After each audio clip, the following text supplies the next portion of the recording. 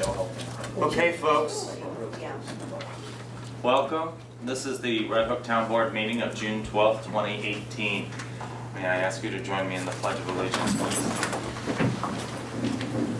I pledge allegiance to the flag of the United States of America and to the republic for which it stands, one nation, under God, indivisible, with liberty and justice for all.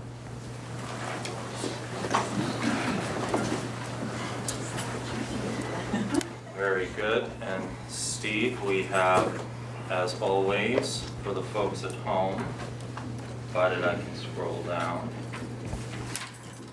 the agenda for tonight's meeting.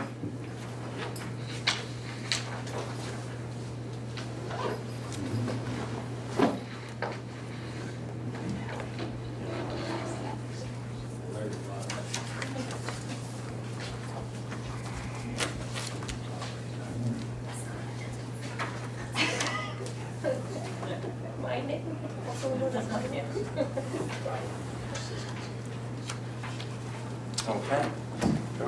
Very good, Steve. Thank you. All right. The first up this evening, as always, in the first meeting of the month, we have the supervisor's report. This is a monthly report of the financial conditions as they exist at the end of the previous month. One page. This is for the period ending May 31st, 2018. We start the month with an opening balance of $6,568,135.15.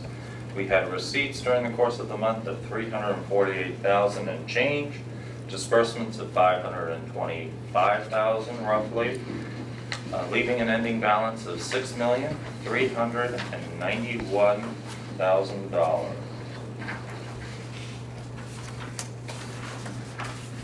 I'll draw your attention to the sales tax amount that we received. The extender, $89,584. We also received donations for Arbor Day, $714. And Harry, as always, you want to know the CPF fund. We had receipts of $24,598, and I think I just saw the check for the month of May, which will be posted in June, and that's for another $26,000 and change. That account now stands over $1 million.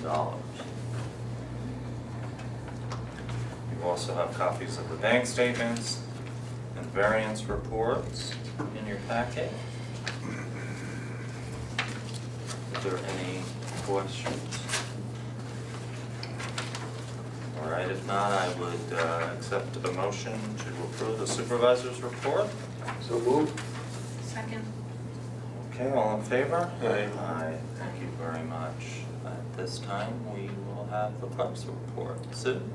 Monthly report for May of 2018. Total local shares remitted to supervisor as town revenue, $1,276.53. Amount remitted to New York Ag and Market for their spayed and neutered program, $43. Amount remitted to New York Department of Health for their marriage licenses, $112.50. And amount remitted to New York Environmental Conservation, $620.72, for a total state, county, and local revenue of $2,052.75. And this is pursuant to Section 27, Sub 1 of the town law. I hereby certify that the foregoing is a full and true statement of all fees and monies received by me, Sue McCann, Town Clerk, Town of Red Hook, during the period stated above in connection with my office. Okay. Thank you very much. Is there a motion to accept the clerk's report?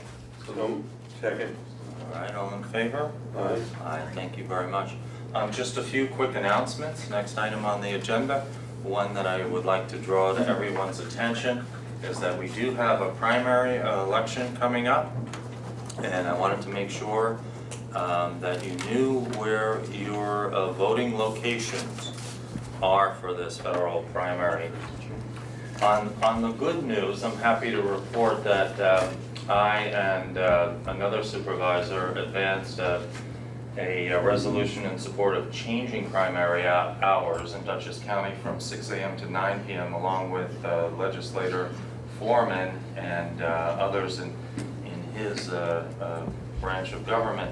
And so we do have those hours starting this year, which is, I think, key to make sure everyone has access to the polls. But I think this list sort of demonstrates that we still have more work to do because we continue to confuse people as to where they're voting for different things. And here's a good example. So this is the primary, the federal primary, and certain folks will be voting at their usual locations and certain folks won't be. So District 1 and 3 will be voting at the Tivoli Village Hall if you're in District 3 and you're used to voting at St. John's and Upper Red Hook for this on June 26th. I guess it would help if I had the date available there, June 26th. So you'll be voting along with the folks in Tivoli at the Village Hall there. You sure it's the Village Hall? It's the firehouse. Okay, the Village Hall or the firehouse, It's all right. It's in the firehouse for several years now. Okay, all right, well, they're right next to each other, so you'll see the sign and you'll get to the right place. But if you're in District 3, I want to bring to your attention, you'll be voting in Tivoli for this. The high school districts 2 and 4, I think that's the same. District 5, Barrytown, and areas around 9G, including the Bard College campus, that you're in your usual St. John's Episcopal Church. Town Hall here has 3 districts, so District 6, if you're used to going to the firehouse, you will not be for this federal primary, it'll be here at Town Hall. That's 6, 7, and 8. And I guess we should look at our schedule and see what we have planned for that day to make necessary accommodations. But I want to bring this to your attention, and for the town board I want to bring it to your attention because I think that we should explore having a resolution and sending to the county. I understand the purpose of consolidating some of these districts, but the cost, I think, does not compare to the confusion that we are placing upon our electors. And so I would ask you to think about this for our next meeting and see if you would be interested in supporting a resolution to ask for consistency in our polling sites in the primary elections. That's a mouthful, but please think about it. The other announcement, John Kuhn, could I ask you to talk about this for 1 second? We had some scouts just a couple weeks ago who had a project. Can you see that from where you're sitting? Yes. Okay, would you just say a couple words about that, would you mind, in our rec park? Yes. We built the stand on the bottom, which is a 4x4 and set in cement. Very solid. And then they came in and they had a little ceremony and they... Who's they, if you could tell the folks who Yeah, they the Girl is? Scout troop from Red Hook. Okay, And so then we fastened it onto the container, onto the pedestal there. Unfortunately, the door wasn't as solid as we would have liked. So people jerked it open and it twisted and broke. So we replaced it already. You can check it now. We have new pictures. okay. And it's a little, we had to repaint it. We painted the inside, the outside. We put a drip edge around it. We put ice shield on. We actually shingled it. Okay, So it looks more Girl Scouty green now, you know, the color of the sash that they wear.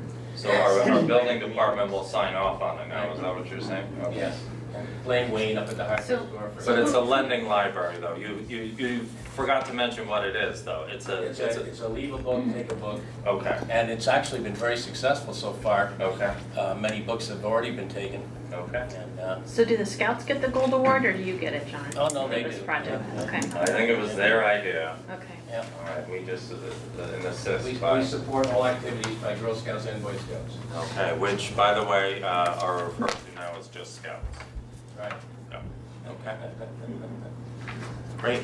The last announcement would be that the Senior Services Committee is once again sponsoring a food drive, Give a Child a Summer Meal. As you know, there are several campaigns going on now to try and assist folks during summertime when free lunch programs are not available to them. And so there's this food drive on Tuesday, that's next Tuesday, June 19th. If you're watching this at home, it's the following day. The location is the Red Hook Firehouse, 2 times for drop-off, 1 to 3 p.m. and 6 to 8 p.m. And they're looking for non-perishable food items to benefit Red Hook Central School District families that receive free and reduced meals. So we thank them again for their effort, and we thank obviously everybody out there who has contributed in the past and is thinking about doing so again. Okay, and I think that's all the announcements I have. Does anyone else have an announcement they would like to make? All right.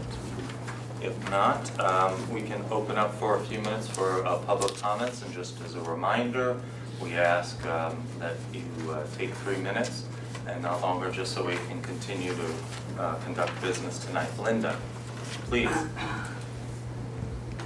Linda Keeling. I would like to know when the signs at Greg's Farm that are posted on the trees will be removed.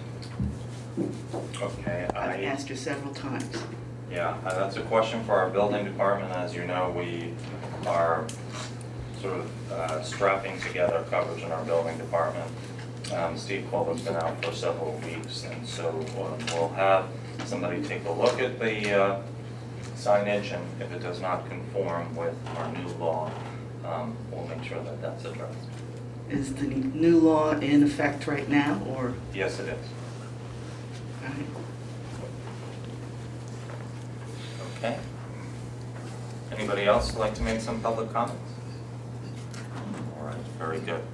So we're going to begin with our agenda item, and that's an update on the Challenger Field project. We have our engineers from Ty and Bond, Brandy and Ryan, who are here to give us an update. And I think we have some materials you forwarded. Let's see if I can get the right one. Who is going to begin? I'll begin. Do you want to go to the graphic first and then we can look at the numbers? So just for the record, I'm Brandy Nelson. I'm a project manager with Ty and Bond Engineering. I'm here with my colleague Ryan Morrison. Together we've been working with the town and the rec park since I think March or so with regard to the design of rec park improvements on the Rec Park West property. And part of our scope of services was to take the master plan from 2013, which showed some park improvements and do a conceptual level design that really got into the infrastructure piece and the grading and the layout. And also incorporated in elements to the design of a ball field that would allow the town to take advantage of a grant they were awarded to install an ADA compliant sports field, also known as a Challenger field. And basically what the town told us at the outset was we have this grant, we have this master plan for Rec Park West.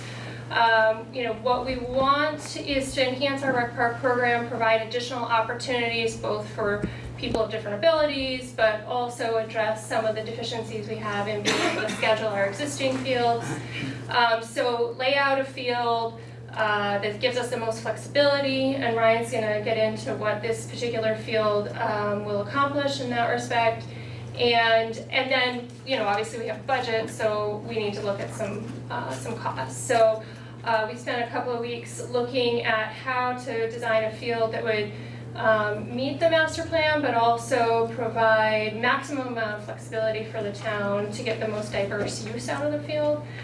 So the concept plan that's up here is one that can be phased in multiple phases.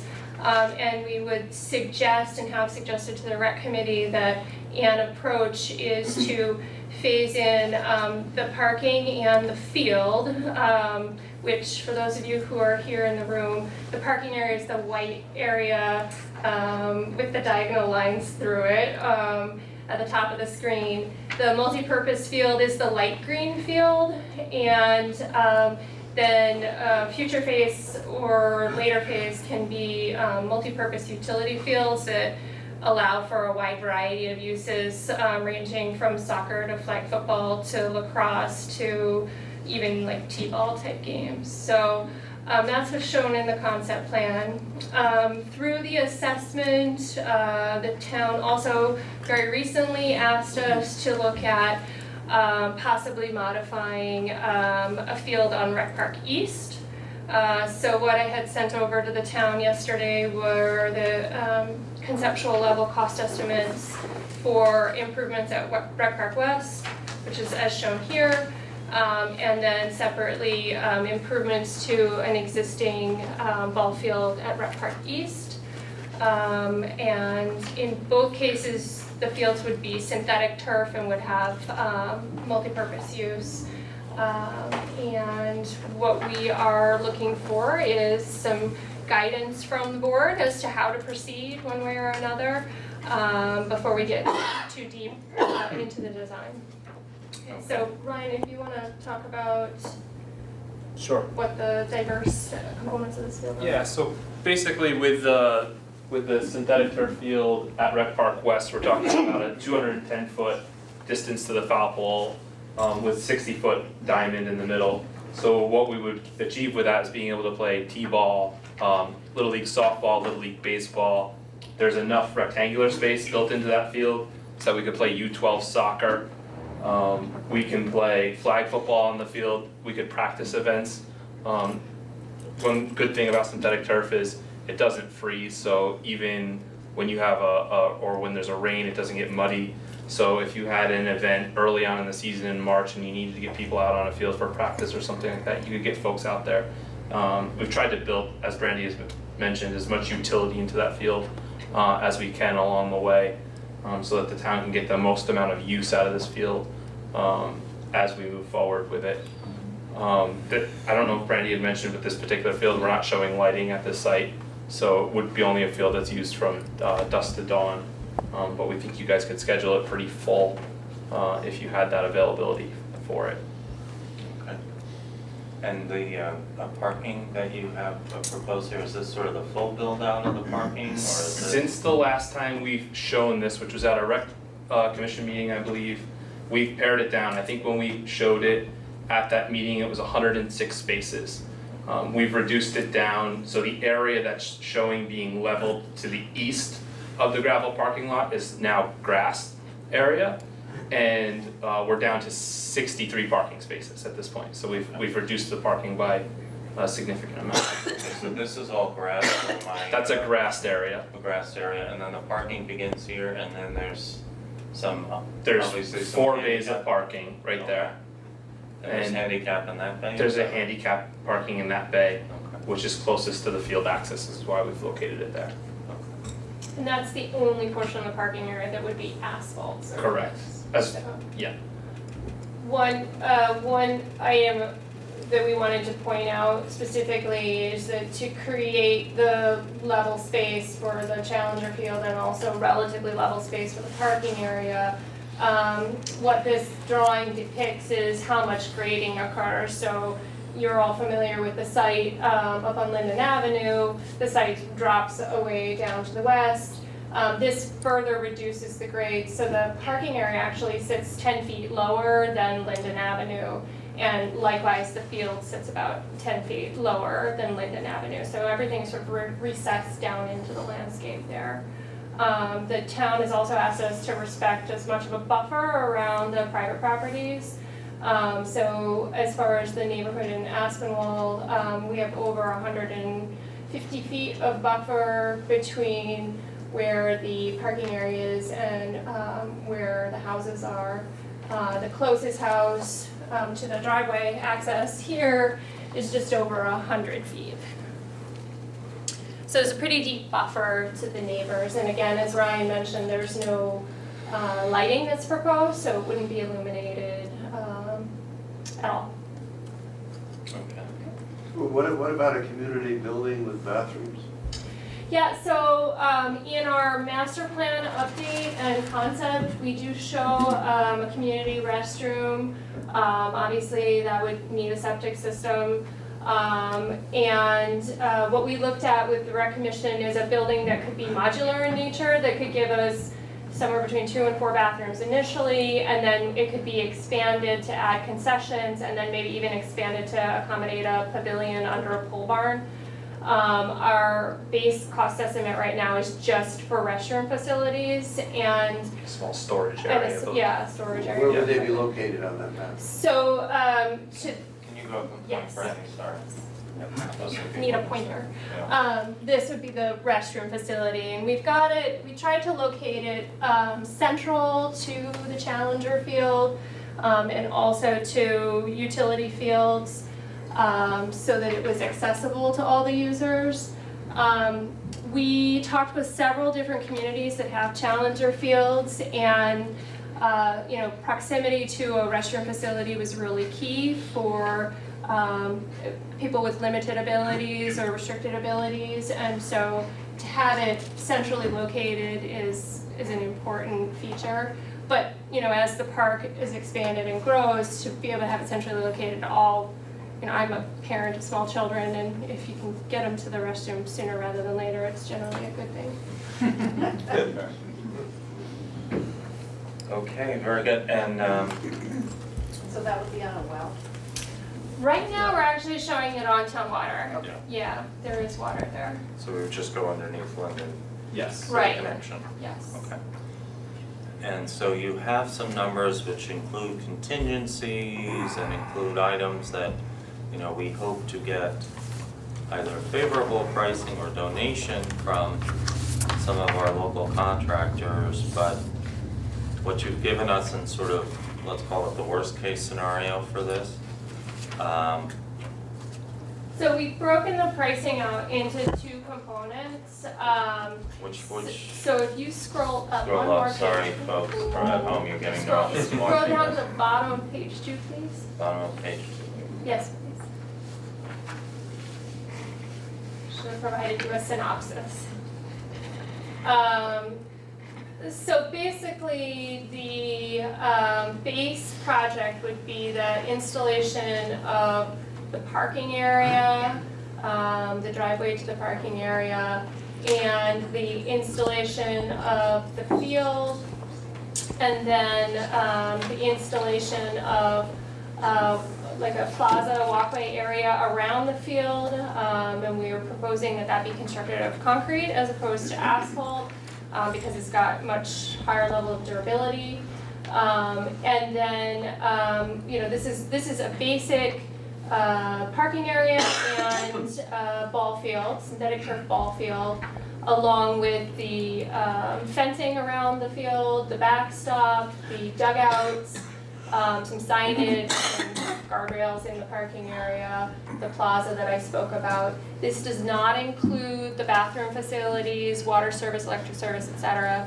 That would be a future phase. We suggest in the interim, portalet facilities are available on a seasonal basis, and can certainly meet ADA requirements if necessary. So we've put this estimate together. This includes all the earthwork for grading in the parking area and the field. And it also includes moving that earth, the earth stays on site, but just moving it over to the utility field area. And then, Robert, if you scroll down to page 5, we broke out items that are possible development pieces that, page 4.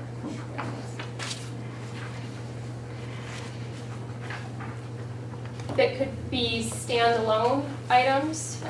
So creating those utility fields, which includes grading out the fields, providing the drainage, providing the topsoil and the compost and the seeding and getting the fields established. So that would just be a grass field system. Constructing the restroom facilities, providing the water service to the restroom facilities, the septic system, and the electric service. Those pieces can be either broken out into separate standalone projects, or they may be things that the town is willing to take on as part of some of their force account, something like putting in electrical conduit or a water line. Or you may be able to work with local contractors to get some of these items donated.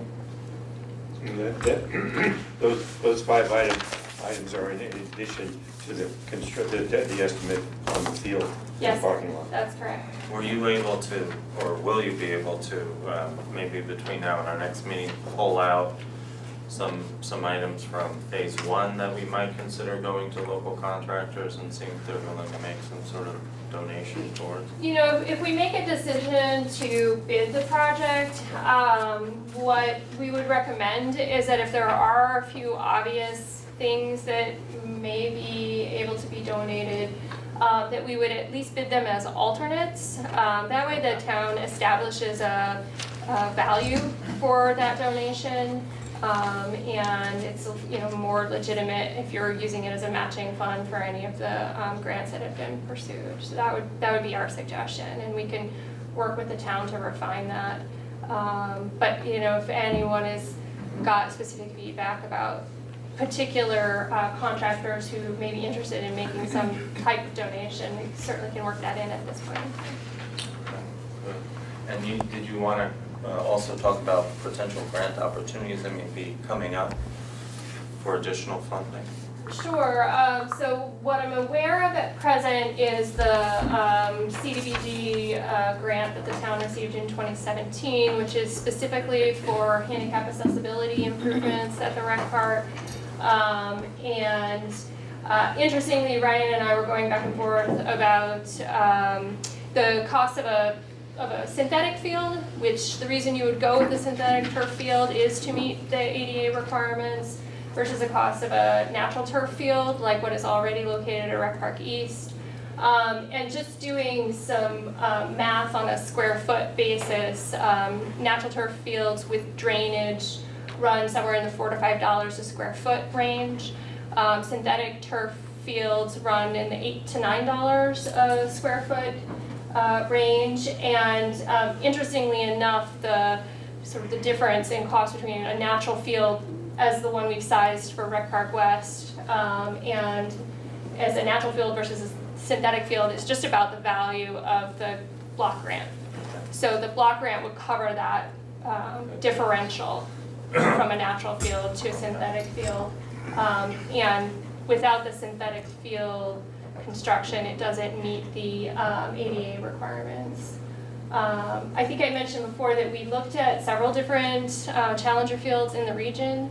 Wappinger's got one, and their field is an asphalt base, and it can't be used for anything but challenger uses.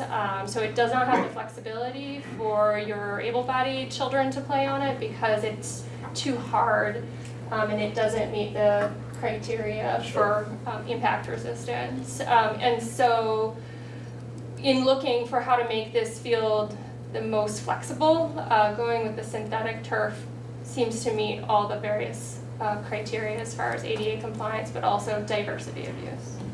Okay, good. Shall we cover one of the things that was posed to us a while back? And we've been trying to take all the suggestions from the public and others, alternates to take a look at. And one of them, as you mentioned earlier, was, I think came from somebody who was involved years ago in one of the ball programs to take a look at modifying the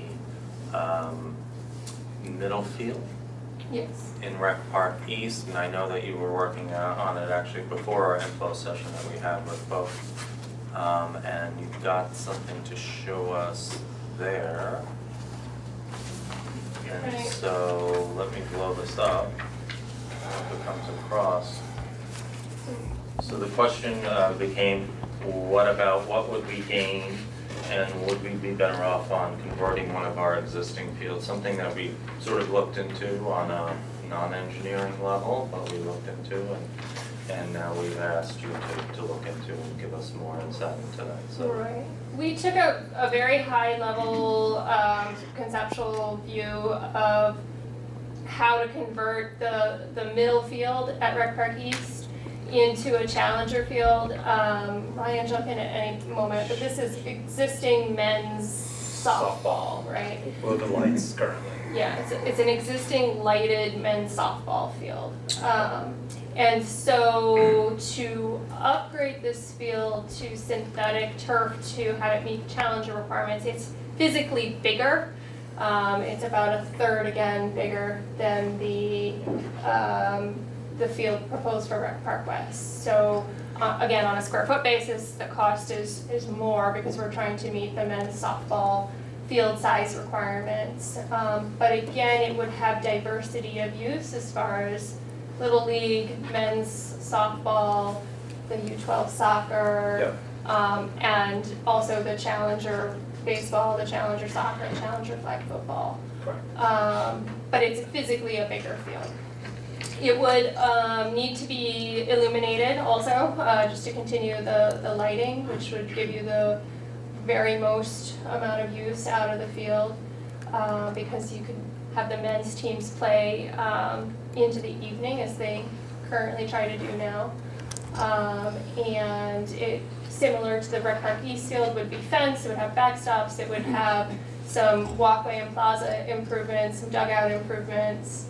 And then we made a recommendation that there also be some funds set aside for some improvements to the existing restroom facilities over at Rec Park East so that they would be handicap accessible and have improved access. And so what this does is it upgrades the existing field, but it doesn't expand the number of fields that the town has. And so, you know, in looking at field usage, it did seem that there are some groups of users that play t-ball or Little League or girls softball that have an extremely difficult time getting scheduled on the existing natural turf fields. And so this will improve this field, but it won't provide more fields to play on to alleviate some of the schedule challenges that are had. Because of the larger field size and because of the lights, the cost of this field is pretty much equivalent to the first phase cost that I showed you guys earlier for the Rec Park West field.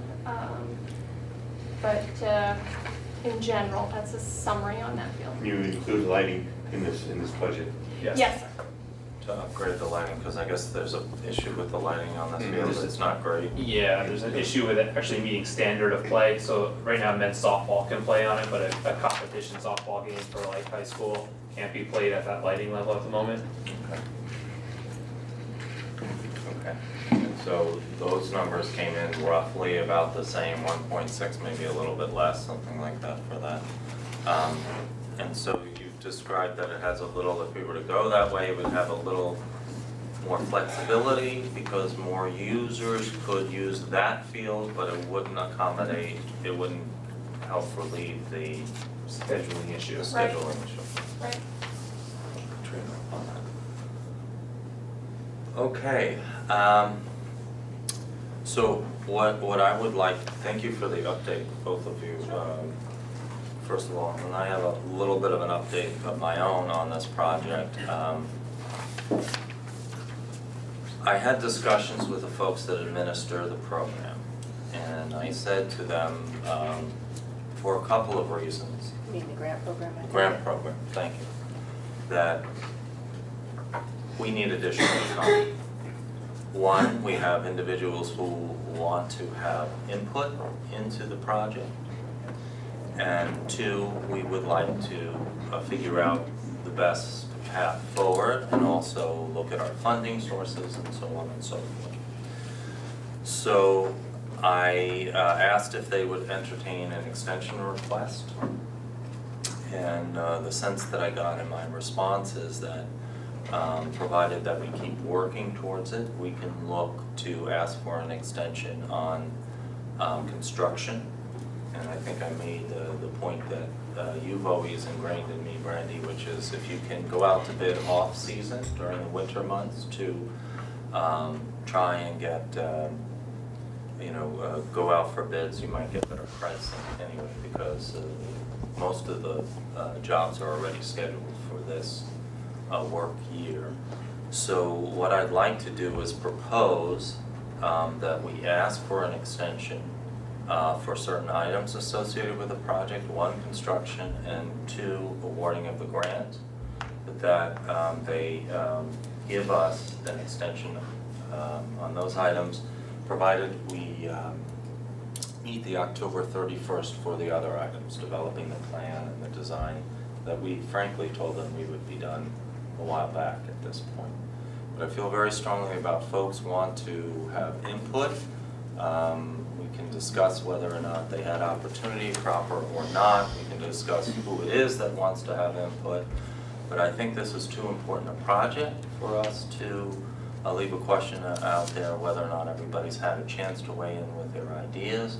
And maybe we'll get some really super ideas on how to mold this project and come up with a really good decision for everybody. So what I'd like to ask the board is to consider making a request for an extension for those items and to ask the Rec Commission, since you're our committee in charge of these types of activities, whether or not you will schedule some time, can schedule some time to meet with folks from the community. I know I already have.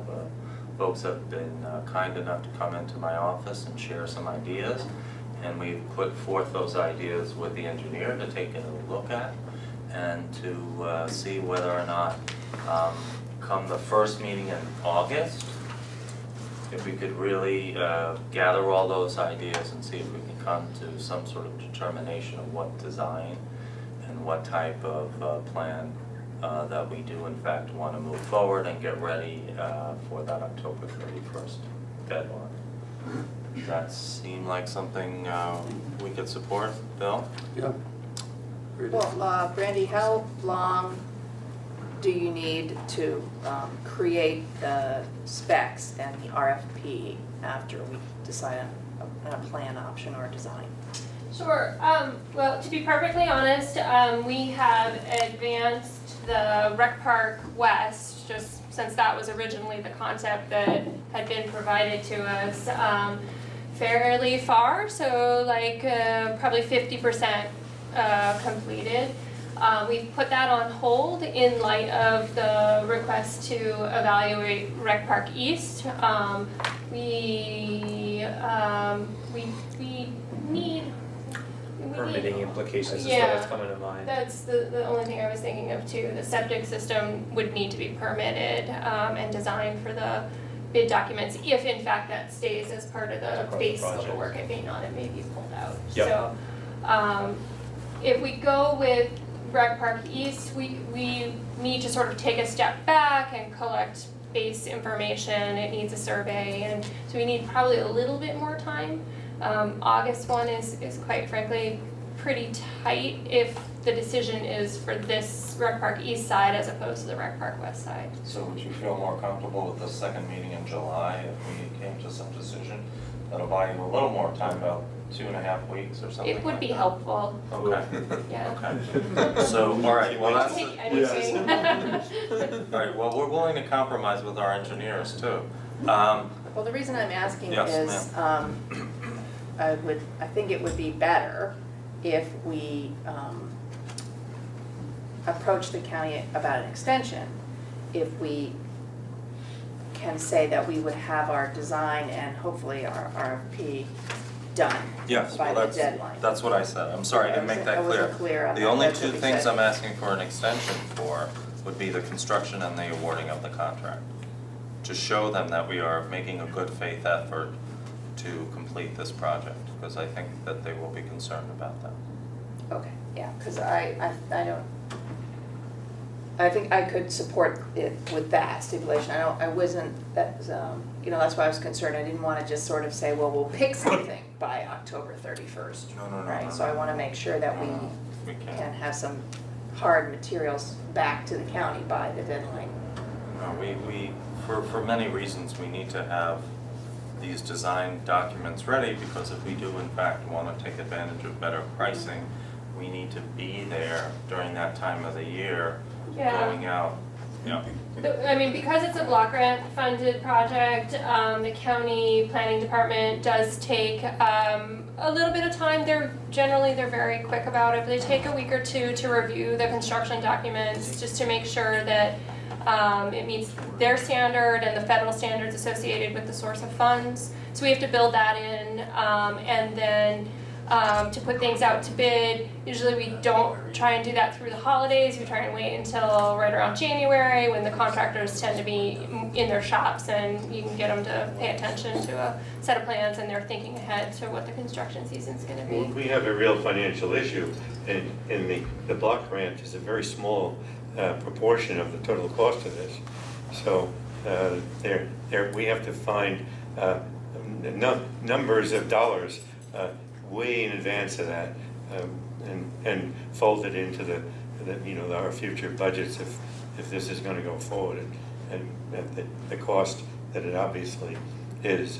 I accept your evaluation of the cost, but it's another thing to actually spend that money and burden the town with that money. Sure. That cost. And just for clarification, the additional time will give us time to consider how much more money we need to allocate to this project. We already have over $1 million allocated towards the project. What gap we can close, talking to contractors to see if we perhaps we'll get some donations of services as well as we go forward. We can do a bunch of things at the same time, and we'll need to. One thing I guess I'd warn is that a synthetic turf contractor, I'm assuming this has a synthetic turf component moving forward. Usually they pick up real busy when schools end in June, so we'd want to phase that bidding or the time of construction such that we weren't trying to bid them in their busy time.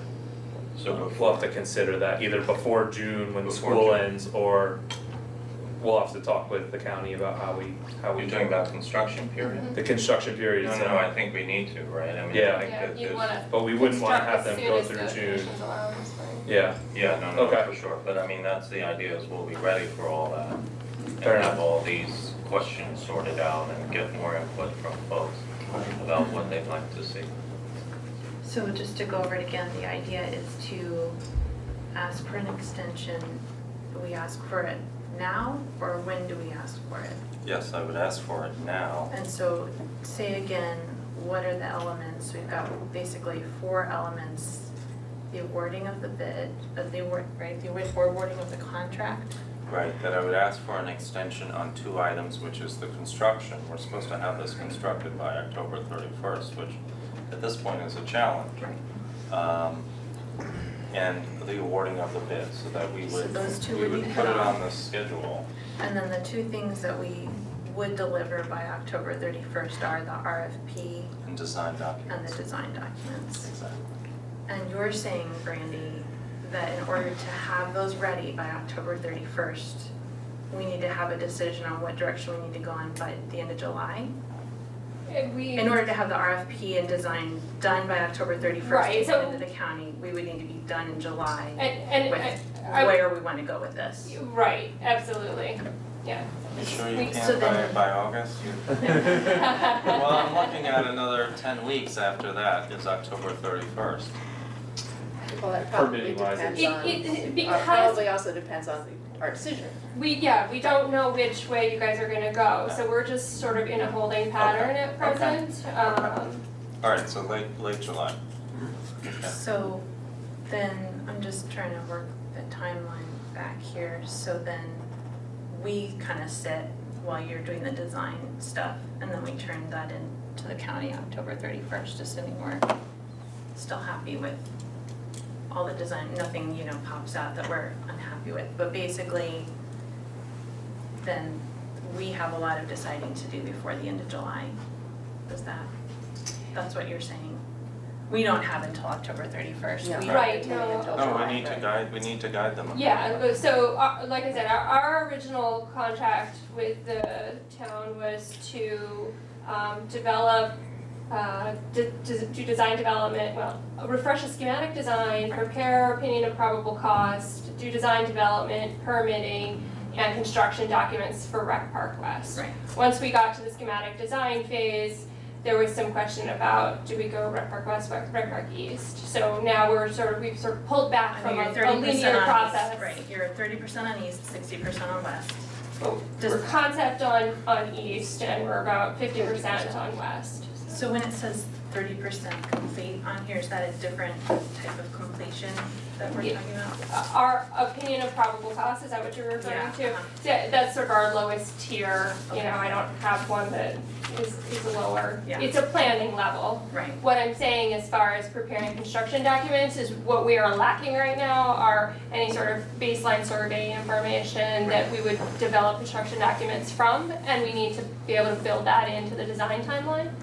We already had the benefit of those items, I believe Mark The West, Rominsky yeah. had prepared that for you guys a number of years ago, so we've got that for West. yeah. Okay, and I guess the last thing I would say, if that's what our target is the end of July, can you, Ryan, and Brandy make yourself available, the rec commission as well, for folks who wanna meet with you and bat around, pun intended, bat around some ideas with you? And, you know, we can make sure, I mean, just yesterday I got an idea, somebody came forth with where to locate the Challenger Field. And so I wanna make sure that we are exploring all these options before we go ahead with, you know, a project that is gonna be with us for quite some time. So we can certainly make ourselves available. I think we should have a discussion with maybe the rec commission about to what extent is this really open-ended, or are you considering two options and we're considering the pros and cons there? I don't know that, you know. Well, I don't wanna put constraints on people on their input, especially when we're allowing, you know, we're talking about 6 weeks from now or Sure. something like that. I think what input folks have is their input. And so I'd like to be able to. Go ahead. No, that's good. So what does this do to our scoping contract with you right now, since we've sort of added Rec West? Oh, and we've Houston totally and- gone Yeah, we're, right. Into off- left off the field, if you rails, will allow yeah. me the baseball. So are we over that scoping contract, like? As far as budget wise? Yeah. No, I mean, that's why I mentioned we've stopped doing any additional work, And you'll come because back to us if we need to, we're modify it. seeking clarification this evening, so. got it. Yeah. Okay. But we're gonna probably have to add to it, is that part of why you want clarification? Yeah, I mean, we're deviating. Don't go leading. Considerably from ours. I think this We're is the night we gotta have the trying to work with the conversation. town, so, but, you know, at some point, I mean, if we're we're considering basically- third yeah, options, you right. know, that's an entirely different scope of services. But are we gonna need to adjust the scope of services, you think? Depends which way we go, right? It does, yeah, Okay. it does depend which way. you But I think it's clear if we come up with some third plan that starts from square one, go. Yes, so. You know what, if it's a better plan, it's a better plan. If it costs a little more, we're gonna have this, you know, plan for when it gets built out for many, many years, generations, right? We've had this rec park, we haven't owned it, but it's been there for, you know, Well, 50 years or so. we So it's have- important to get the best possible result. I just signed off on the voucher, I think it's 12,000 so far sunk into it, right, scoping work. to be honest, I don't know the number off the top of my head. It's somewhere in Bill's file here, it's Yeah, not yeah. actually, it's very, That's about right. anyway, All right. okay, so. Can I just like to follow up too on what you Yes, saying. ma'am. So, John and Doug, when are rec committee meetings in the next 6 weeks, give or take? Oh, We just had one last night. We just had one last night, right, we just missed that, so when would the next one be? A The regular? second Monday in July. okay, Okay. but is it possible you could make an effort to maybe hold an additional meeting or two with as many members and Absolutely. and Ryan and or Brandy to allow people the opportunity to pose ideas with you and for the engineers to at least explore those We don't even ideas? have to do it in a rec park or a rec commission meeting. We don't have to do it in that setting, yeah. Yeah, I mean, so that's what that's where I was sort of thinking, like what you had said, you know, for people to make comments or give ideas. And since we have maybe only 6 weeks or so to try to figure this out, maybe we could just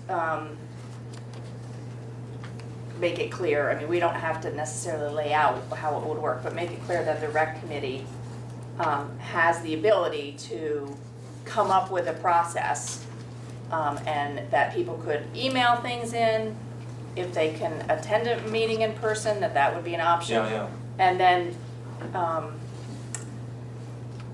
you know, I guess I'm a little concerned about how open-ended this is. I mean, if you know, you get a comment or a question about, you know, we should put it in a totally different place that we haven't looked at, how do they address that, right? So if the plan or the rec committee says, well, that's just not realistic, I don't really want us to be back here again with folks saying, well, we made suggestions and they were not addressed. So we need to I think have it's- some.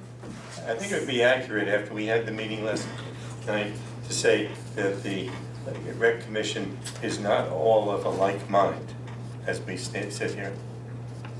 Okay. Well, okay, so be Brandon? that as it may, but I think it's clear that the engineers need some direction on how far they're supposed to go in investigating suggestions.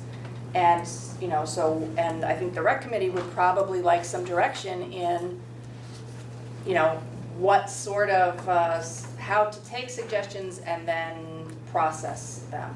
Well, I think we're in good hands. I mean, between the engineers and the rec committee, I think they'll know to, you know, look into ideas and know how far we should explore before they turn out to be viable, good ideas, or whether or not it's something that, you know, merits consideration or doesn't, or, you know, off the top of their head. Do we have a recent public process you can point to that leads you to that confidence?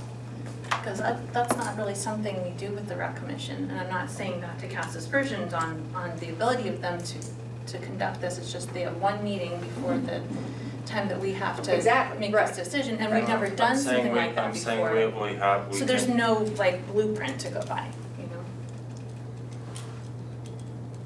Well, maybe the thing to do is to just ask if you feel comfortable. John, I have no problem. Okay. We certainly can listen to anybody's ideas. I think it would take a group. It wouldn't be just one person against one person, or with one person. I think it would be a group that would have to discuss it and see how viable it is. Right, and so you feel comfortable that the rec committee could? Well, I think we could do that Yeah. along with the engineers, because Okay, they really have the experience. I just want to make sure that we're Planning not part. putting you in a difficult situation in a short time frame.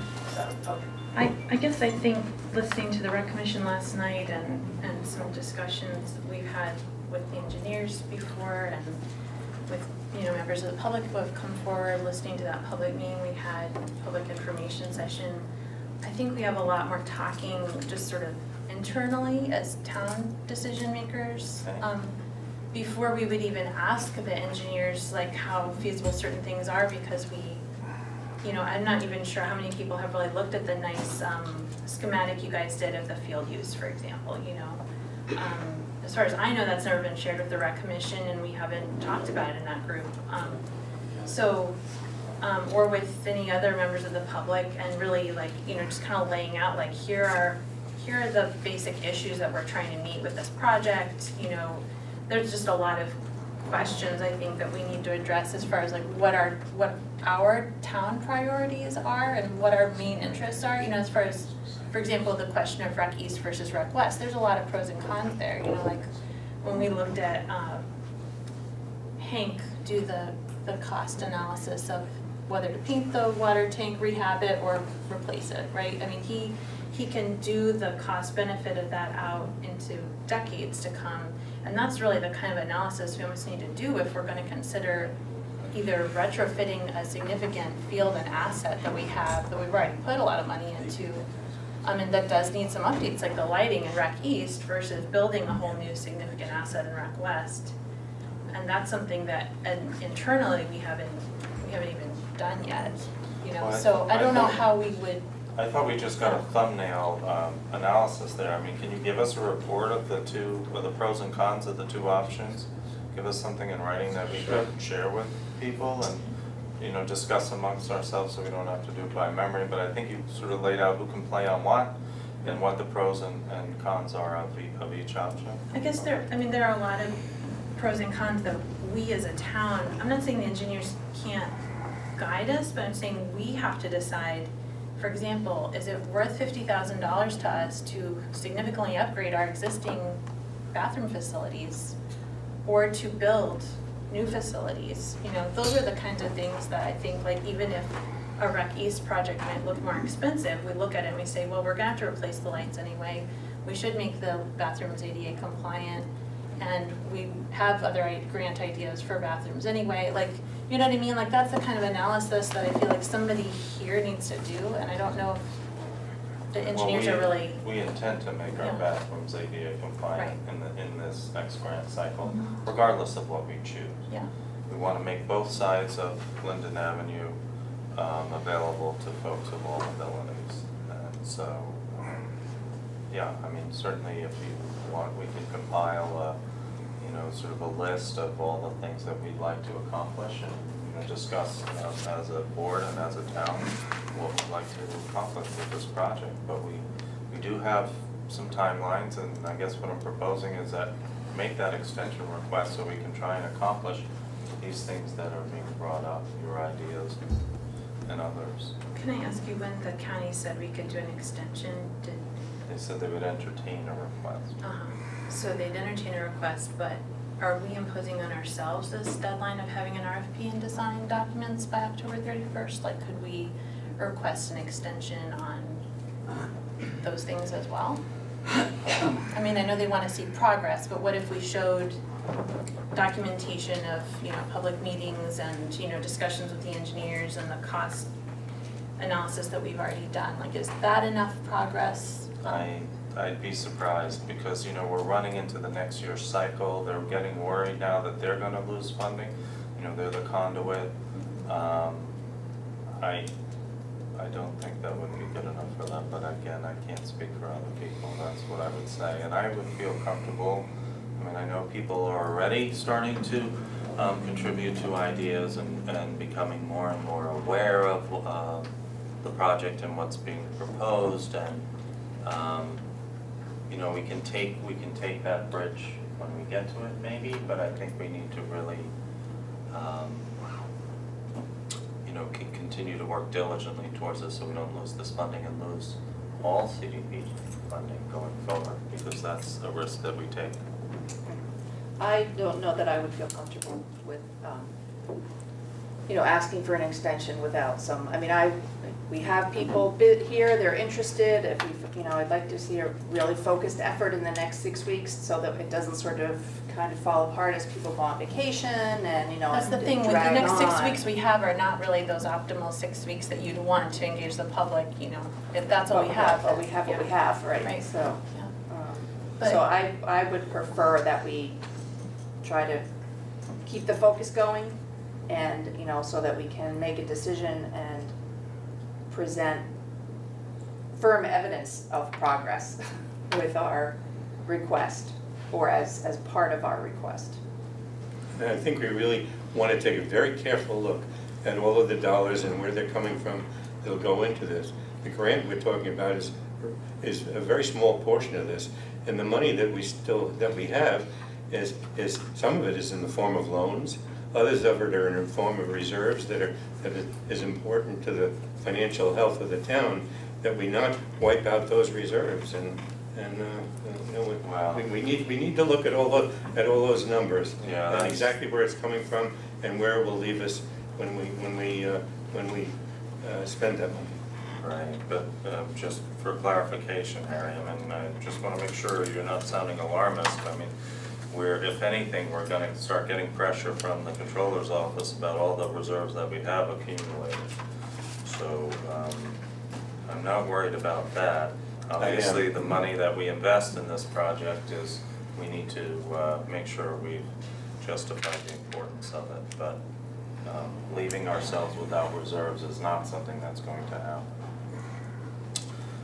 Okay, I think we've sort of talked this one to death almost, so could we agree to ask for an extension for those items after October 31st and into next year, the beginning of next year anyway, to complete construction?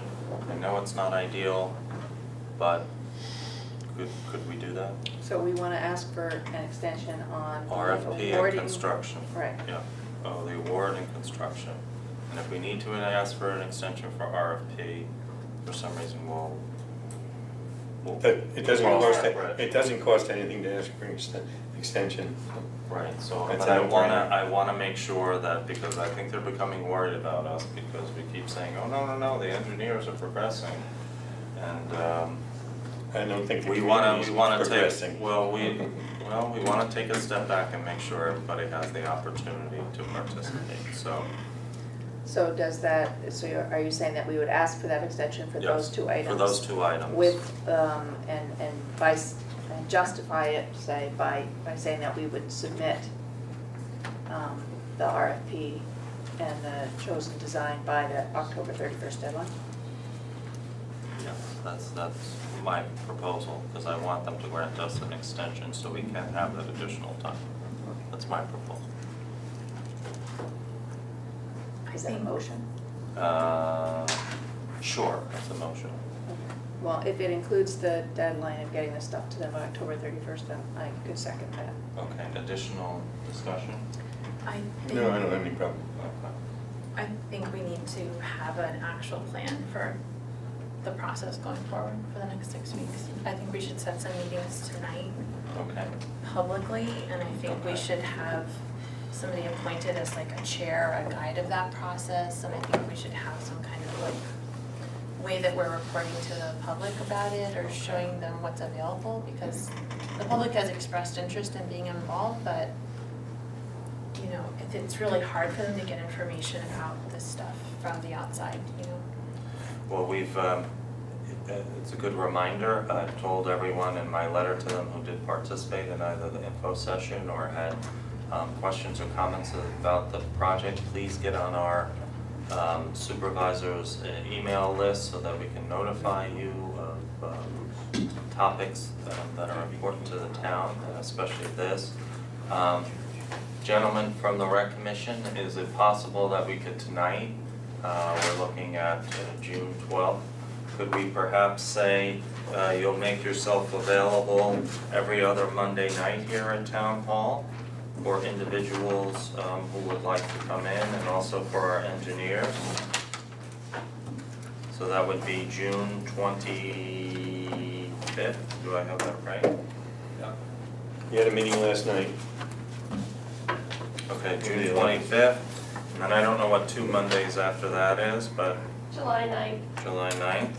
Which is probably our regular meeting or close to. That would be the regular. The regular meeting on the 9th, okay, and then 2 weeks thereafter would be July 23rd, and then we would have our town board meeting on the 27th, I believe, and that will give 3 meeting 25th. opportunities. 25th.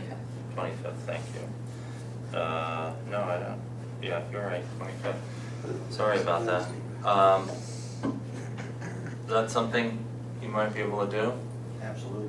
Okay, the two of you, and in concert with our engineers? One or both of you, maybe one of you for those? Right, and any Okay, other rec and then- committee members, right? And What can time- we, what time? can we be given reports of those meetings and ideas that come out of those meetings? You probably see some of us show up at those meetings and want to hear, you know, what's happening. So what time do you want those to be? 7:30 Is your normal meeting time? is. Okay. And so, Sue, we could put that on the calendar for special meetings, and I guess that would be in the conference room. I think we have, we don't have planning board those nights, do I we? was just Usually thinking available about those that. nights. All those nights, great, so we can be here in the main room. You can be here in the main room, but I'll probably be here also. Does that work? And then we'll talk about process. I don't know that we can necessarily figure out process, but I think we'd like all the information can be disseminated as much as possible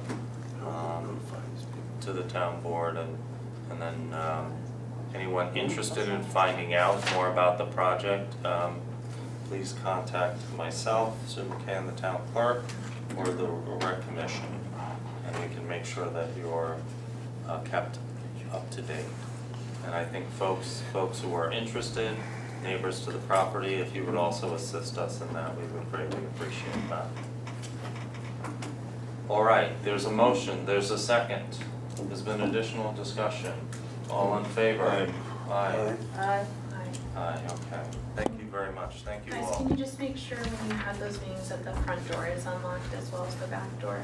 Thanks. It's okay. We are moving on, thank you very much. Engineers, you may want to stick around for a little bit. We're going to hear about large-scale extraction. Not of the tooth kind. Right. As you all know, the town of Red Hook instituted a moratorium on commercial large-scale extractions, including mining, water harvesting, water collection, timber. We did so because we looked at our code, our never-ending zoning code, and we saw that it was grossly deficient. And so we instituted a 12-month moratorium. We charged the CAC, and in particular, a working group to work with our planner, Ted Fink from Green Plan. We applied for a grant, I think I forgot that, with the Greenway to pay for this work. And so they are here, Julia Solomon, Ted Fink, and those are the two individuals here to make a initial presentation, some things for us to consider, adoption of some actions going forward, and one of these days I'll find the agenda item up here on the screen, or not. Come up with some naming conventions. There it is. Okay, Town of Red Hook Extraction Working Group. It sounds like something the mob had years ago. Julia. Please. Hello. Hi. So as you know, I'm Julia Solomon. I am a member of the CAC, and for better or worse, I raised my hand last fall and said, that sounds kind of interesting. I think I'd like to lead a working group on that. Honestly, it has been a fantastic experience. I've been grateful for the opportunity, and I do want to introduce my group, some of whom are here, some of whom are out chatting in the hallway. So we were, as you said, a subgroup of the CAC, and we pulled in other folks who we felt had useful expertise. Sarah Bowden was with us. She's been our liaison with the town. Karen Schneller-McDonald, who is traveling today, and was hoping to make it, but I don't think has gotten here, from the Sauk Hill Watershed community. David Sikas, who's on the Village Green Committee, and Charlie Lang, who has gone out to chat in the hallway, formerly of the Planning Board and now on the Village Board, occasionally also joined by Mary Ann Johnson. So it was a fantastic group of very interested and experienced individuals. We have been working with Michelle Gregg as well as Ted, and we have consulted some with the town attorneys as well as with folks from Chazen. So it's been a lot of dialogue along the way. We were meeting weekly for a while. These folks were showing up in the dead of winter to the Village Hall, and so it's been fun and an honor to work on this topic. And our goal for tonight really is, it's a 12-month moratorium. It was passed in late August, so obviously we're getting to the time now where we would want to begin drafting any updates that are needed to the code and getting those run through the process. So our goal tonight really is to present to you the work of this volunteer group so far, to hand it off to you for your reactions, and assuming that those are basically favorable, then to pass the torch along to the professionals who can take the direction that we've set and work their magic and turn it into code. Okay.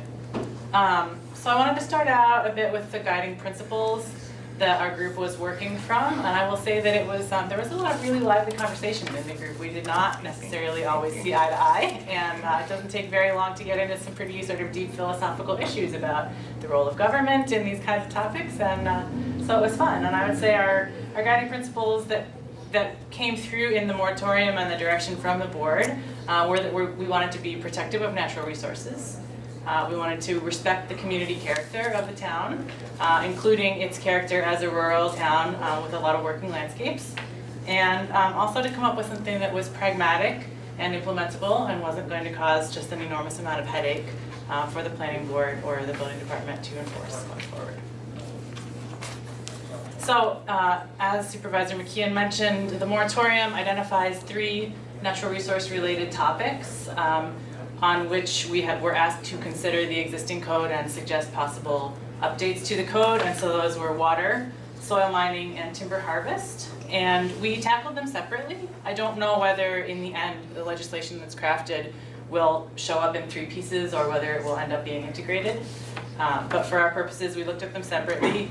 And we reviewed the code that the town has now. We looked around for best practices elsewhere, and then we really sort of dug into where we felt there were problems in the current code, whether there were things missing or things that were contradictory or ways that the town felt that it wished it had tools available to it that are not currently in the law.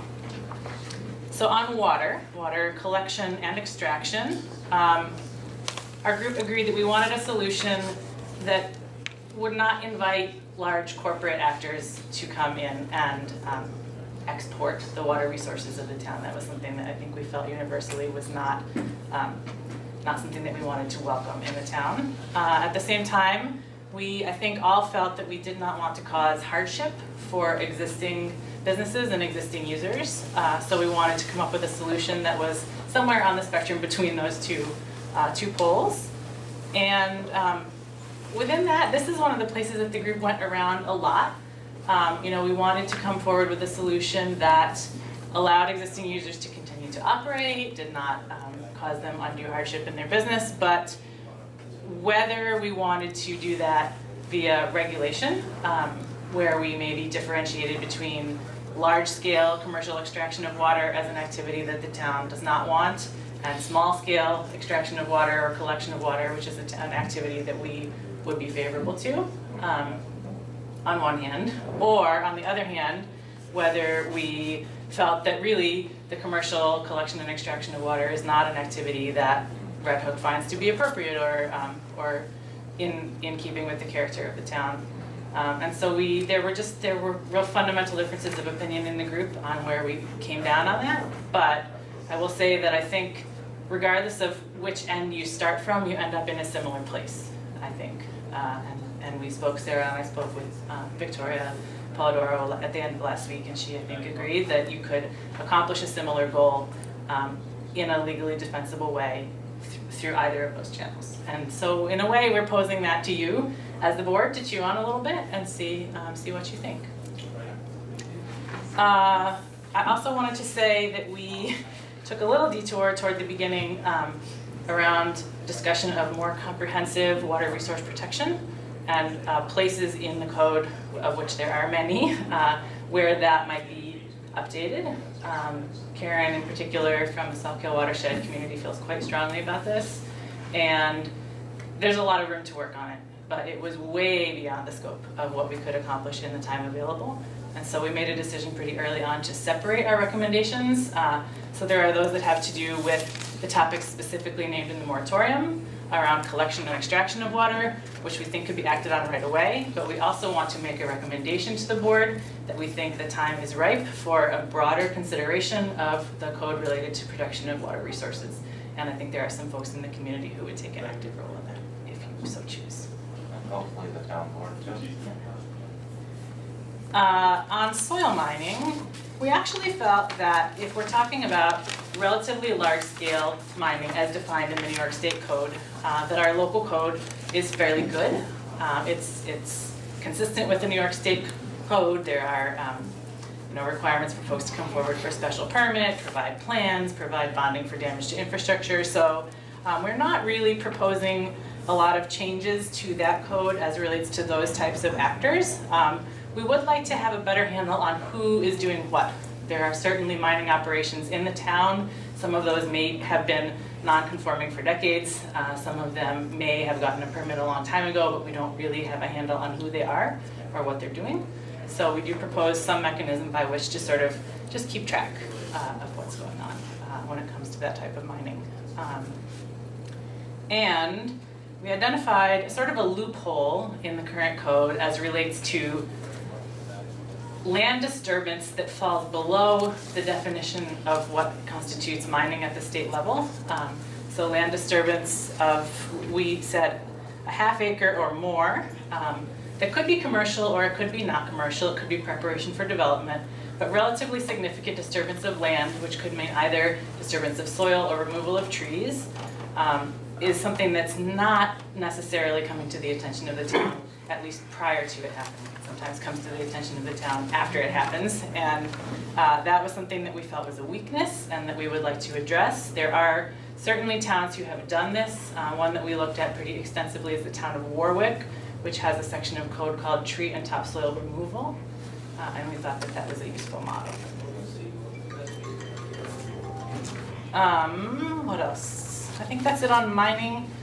On timber, we have a definitional problem in the code right now. We have a place where we, under timber harvest, say see commercial logging, and under commercial logging, say see timber harvest.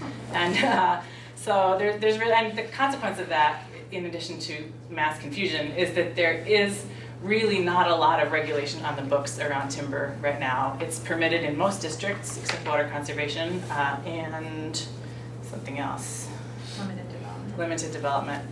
And so the town just does not have a very good mechanism right now for oversight of what's going on with timber activity. And I would say our goal in this, again, there were some strong feelings in the group. Our goal here is not at all to discourage timber harvest as a legitimate land use activity. Rather, it's just to give the town more ability to understand what's going on and to have a voice up front in how that's conducted. And I think that includes both protection of the resources of the town, but also making sure that there's clear communication about how timber harvest projects unfold. One of the things we discussed is that the nature of the land use in a town like Red Hook is that there are large tracts of land that are perhaps entirely appropriate for timber harvest, interspersed with residential neighborhoods, and so there's a lot of opportunity for just miscommunication and concern, and so that was something that the planning board might want to be involved with. And so what we proposed in timber, again, is we have examples of other towns that have code around timber harvest that seemed like it gave the planning board enough tools without being a hardship for somebody who wanted to conduct that kind of activity. And we would be happy to meet with Green Plan to provide some of the background research. I mean, this document was way longer at one point, and we pared it down for your digestion tonight, but we'd be happy to provide some more of the work that we did. And happy to answer any questions. Thank you. Thank you so much, Julia, and thanks to everyone in the working group. Really appreciate it. Something tells me there's a lot more work to come. Recommendations, and then when you put pen to paper on what the zoning code should look like, may take us well past our August deadline, so let's consider that, we probably need an extension to our moratorium, so we'll want to get some sense from our planner, who's here, Mr. Pink, and I know you probably crafted some of those examples that you referred to, is that right? Okay, good. Well, that's a good jump start. Appreciate that. Did you have some thoughts you wanted to also chime in with? Well, I think they've done a terrific job so far from what I've seen, and I'm ready to get started on the process. But I want to hear, I can help you most if I can hear what your reaction is to what the CAC has presented. Yeah. That would help me in, moving forward, and I think I got to get my feet wet. You need to read it for a while. Yeah, I think we just got it, so Yeah. we haven't had a chance to really digest it, and I'm wondering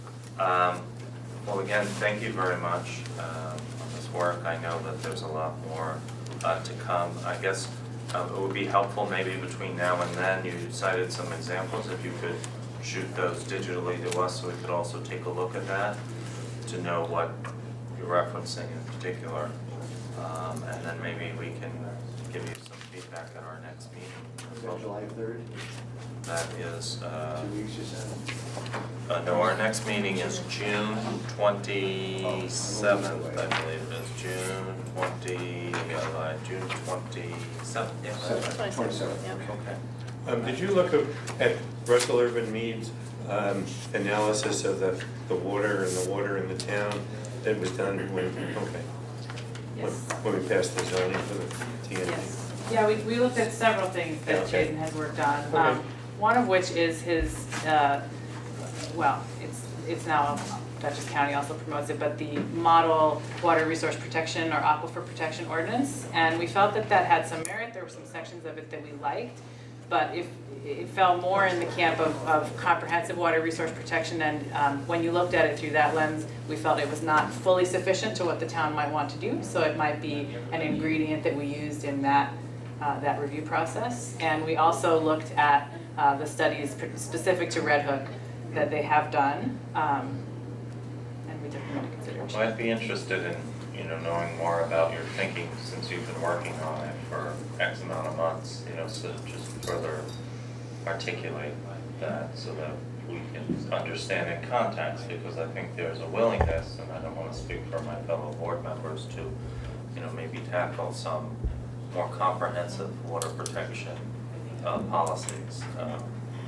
Can I suggest, would it be possible for the committee to gather the resources that you've looked at, the studies, and just make them available to the town board for their perusal as you sort of conduct this discussion, just so they have those underlying resources in front of them? And you have some notes there, like, didn't like this because of this, Well, no, really but- love this because of, no, seriously, I would really like to get some of your thoughts, okay? But I know some of these old studies have been around for a while, but it'd be good to have, Yeah. for the board members that weren't around when those were done. Yeah.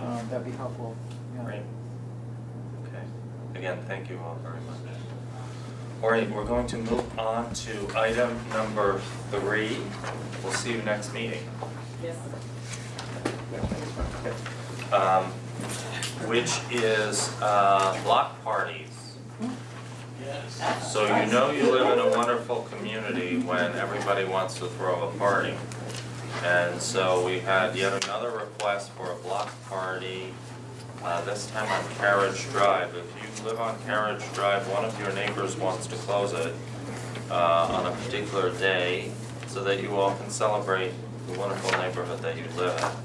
And so we obviously want you to be aware of that request. And we are going to entertain it in the form of an application. And since this is our second request now for a block party, we thought it would make sense to have an application for folks to fill out. And a draft of that form was put together by our attorney. And let me actually get it here.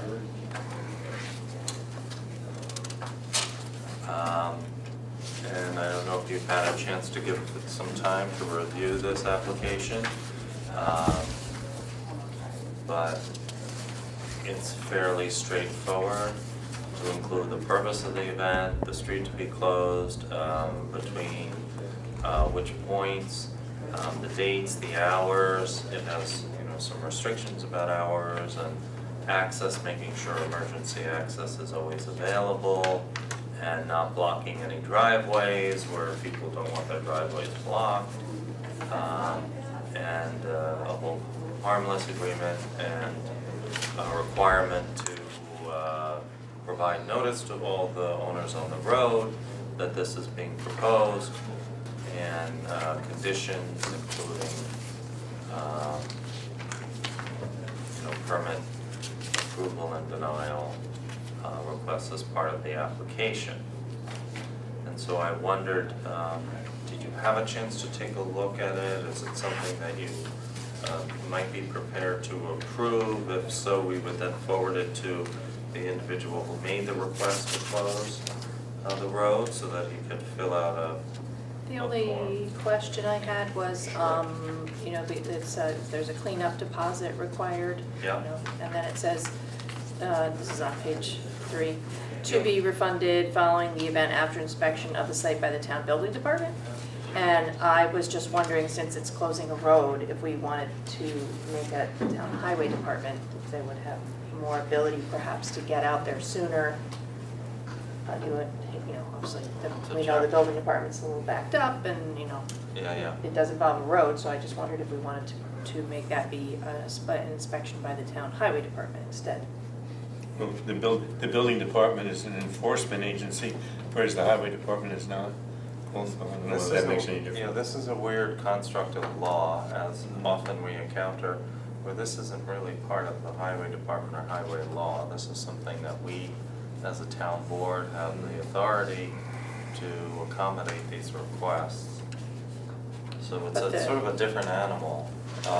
One of the things that, you know, I've discussed with our attorney is that, you know, we would want to perhaps have our, you know, local police enforcement just sort of, you know, go by and check and make sure everything is copacetic, as we used to say in the 70s.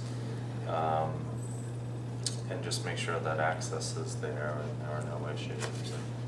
Right, so, I mean, that's what I was thinking. Right. So let's say that there was someone who didn't want their driveway blocked, Mhm. and so there has to be access provided to them. Yeah, that's part of the agreement, is that Right. there has to be access provided to the road, period. And in particular, you know, driveways can't be blocked where people don't want their driveways blocked. Right, Yeah. so I'm just thinking that it would probably fall to the highway department to No. make sure that the appropriate width was designated for that access, right? Having lived in New York City where there's a lot of block parties, you're told, get your car out if you want to get out of it during the period of the block party. And Tivoli's been doing that for as long as I've lived there. Yeah. They closing Broadway every summer for a day. Yeah, I don't think we wanna hire our highway department, these are gonna be weekends, you know, to go out and do all that. Okay, I mean, I just brought it up, it seems I to me know. since it had to do with roads, that maybe it was No, more I know, appropriate, it seems logical, but of course, New York state law isn't always logical. Okay. I think either one would be okay, but. You think, I mean, just. but we that's can't the- hire highway for the costs associated with that for a weekend for overtime to make sure, but we can, if we have our police, if we're contracting with our police anyway, I think they can take a look and make sure that things look And okay. it's appropriately blocked, but this is just This regarding is, the I'm talking about the cleanup cleanup deposit. deposit. Oh, the cleanup deposit. Right. Well, the But they will following have to- day, the they will have to following go day back. or Monday, sure, like we do with our cleanup day, but I don't think I would wanna spend several $100s and then ask them to spend several $100s to reimburse us for hiring the highway department for a block party.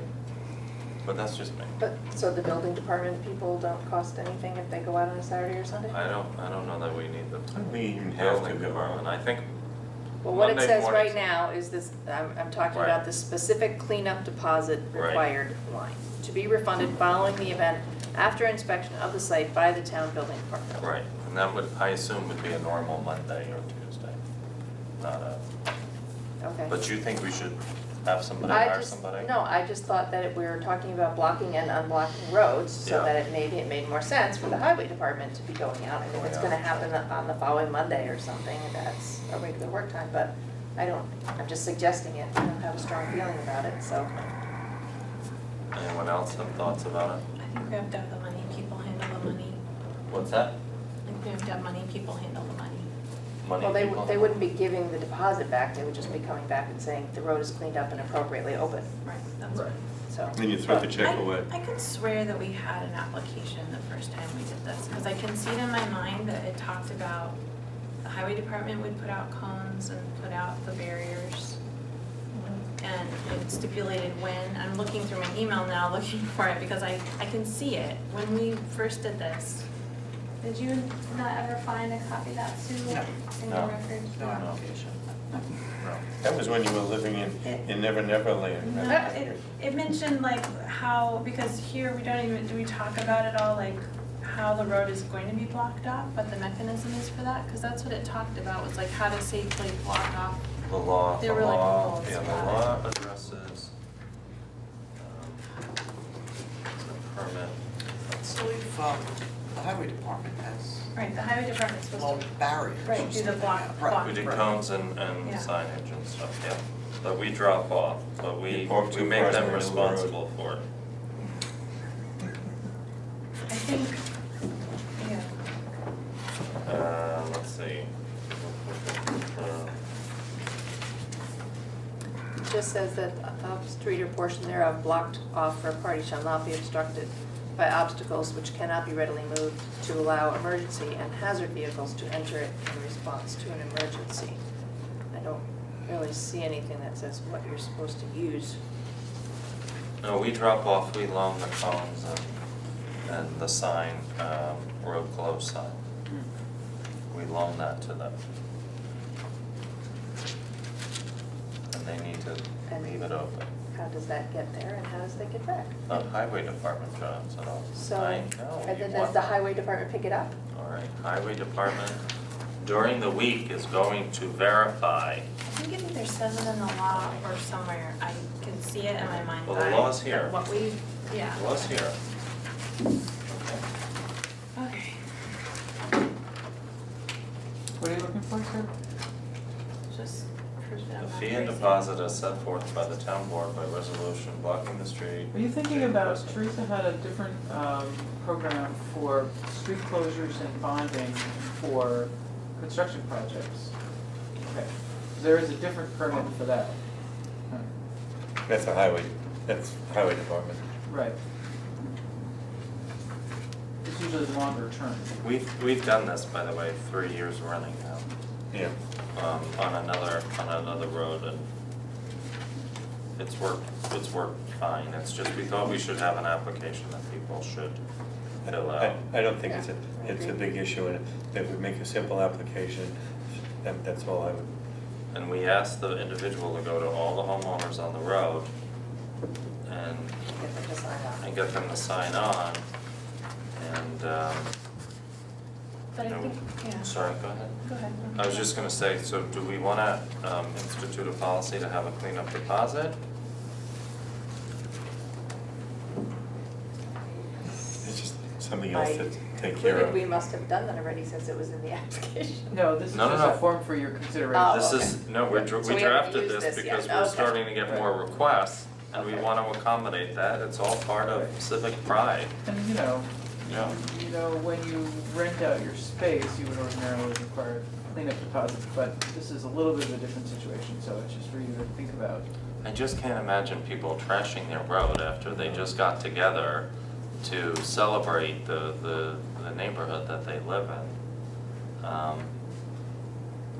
I don't think it's an issue. It's the law same as says- an escrow process. The law just says we're allowed to have one if we want, Yes, a cleanup Just, deposit. Yeah. it just indicates that you're allowed to impose conditions by Yeah. resolution, so, you know, these are for your considerations, things that are typically required for these kinds of block parties, so. I think But- maybe we just waive it until we have a situation where I think so, Yeah. it's becoming clear that we need to impose one, and then we start imposing one. I think so. Mhm. I think that, I don't think we should make it difficult for people. right. No reason to. Anybody who wants to celebrate with their neighbors is, I think, it's a great idea. It's a great way to get to know your neighbors, and it opens up a relationship where you can talk to them, celebrate, and also talk to them about issues that you may have. So- So there's just not, We could have an event at Route 9 right in front of us here. All right, Harry. so there's no mechanism by which we say how the road will be blocked, though? I've just sworn, it just No, says but they we have to be provide them, movable. yes, But movable. where does it say we'll provide it? It doesn't, doesn't because that say wasn't in the movable. code, and Right. We don't want to do So- it, though. if you wanna add something, we can add something, just an application form for I- review. Yeah, I just think there should be like one spot where people can like look at a one-sheeter that has like 5 bullet points and say, here's how it's gonna work. That's do what the we're trying to do, application. so we're Yeah. missing something, what do you One want to page, add? one page, Well, no like more it This is than doesn't your say free how you're gonna comments. block it out. Okay, so what do you want to add? double spaced. It's fine, what do you want to add? I wish Teresa were here, but, so maybe we could, It's cones and a road close sign. Yeah, it That's what just- she's dropping off. right, That's so what she has dropped off. we should just say, you know. Just put that in the application, the highway At department. the top, I guess, where it says a block party permit will be issued, blah, blah, blah, like underneath, maybe that it could just say like, you know, upon receipt of this approved permit, or, you know, or like the date of your party or whatever, the town highway department will drop off the necessary, you know, keep it vague, the necessary road closure or whatever, I don't know, it just seems like that ought to be somewhere. Okay. Can't we just say, you know, road shall be closed with cones and a road closed sign and leave it at that and not necessarily? But then it sounds like we're expecting them to provide that. Well, yes, that's Well, my we point. are, the application I says mean, very it's so that clearly. we're not necessarily putting the Right. town highway department on the hook Right. to deliver something if Right, some issue comes up and they can't. exactly. It says applicant is responsible for signs and barricades, but if we wanna loan them ours, well, certainly the signs and the cones, if we call them cones barricade. I think that's great, but I don't think we should put ourselves on the hook for that. It's their party. Mm-hmm. So, They can sign. so is that good then? We'll say road shall be closed with cones and road closed sign, period? I'm back to, I don't wanna entertain let's not Sarah's bother. suggestion. Yeah, I like that we're not responsible for Okay, things. This So is we're not gonna their, put that in, no, no, I'm we're just- offering, yeah. No, I'm saying that we're, Sarah's comment, should we say how you're supposed to close the road? right. So we're saying road shall be closed with cones and road closed sign, period. Not that we're gonna bring them, No, so I that don't- somebody knows how they're supposed to close the road. Yeah, I just like, I mean, if it already says, I'm It having says trouble finding, movable. where does it say? I know it says it has to be movable. Maybe It but- says they'll that- close it that's with all a it big says in the curtain, laws, it's that it all has to be. decorated. Yeah, I mean, you could pull 2 cars It's a across the la-la street if land. you No, wanted. no, No, it no, says no. you can't use Can't vehicles, though. Oh, It says okay. clearly.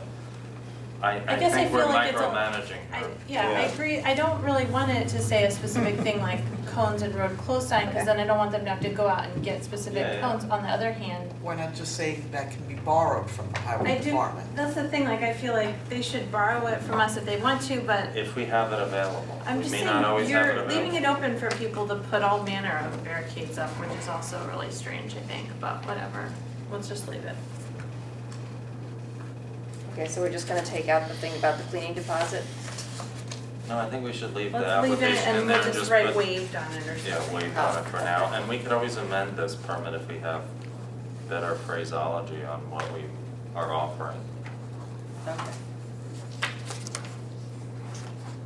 We're okay with the not more than 6 hours, I think that's good. Yeah, actually, you should think about that, you might not need that restriction, I just figured people are gonna be blocked off from the. No, 6 hours is a long time for a block party. I can't imagine that Really? it gets, you don't think? They That's have- a long day. They have 6 all, hours. Go all day. well, then people frequently, Morning. people have it all day and frequently block it off quite very early to prepare. You need, like 6 in the morning is when we close it in Tivoli. Yeah, but that's a community parade, that's a little, Well, community yeah, activity. but if you have a block party, you do No, I the same thing. You're gonna set up you have to drive around on the road before the people are getting there and whatever, and, set up the fireworks and the dance floor. Well, Why this, don't we this take out the request time is for limit and 5 see- hours. and see what Yeah. Nothing else to do, Yes. it's Why don't we take it out and see what happens? Okay, but I think you should have a starting and ending period, because I think that in respect to. Not You mean that before, they should not list before it. 6 AM. Well, your noise ordinance, I think you should reference, But the noise is, within noise limits. I don't think that's a problem there, 6 AM. How about 10 a.m. to dusk? 10 a.m.? 10 a.m. to dusk? 9 a.m., what do you want? Yeah, I think you need it more earlier than 10, so you can, Well, I want people to be able to get out of their house if they don't want to participate. it'll work out anyway. Well, all it says now is that it's not more than 6 hours somewhere between 8 AM and 10 PM. Well, you want to expand it to 8 hours? Yes. I don't like the idea of having it 12 hours. I Make think it that at least becomes 8. imposition. And what hours do you want? I don't want anybody having more fun than I'm having, and 8 Yeah, so- hours is a lot.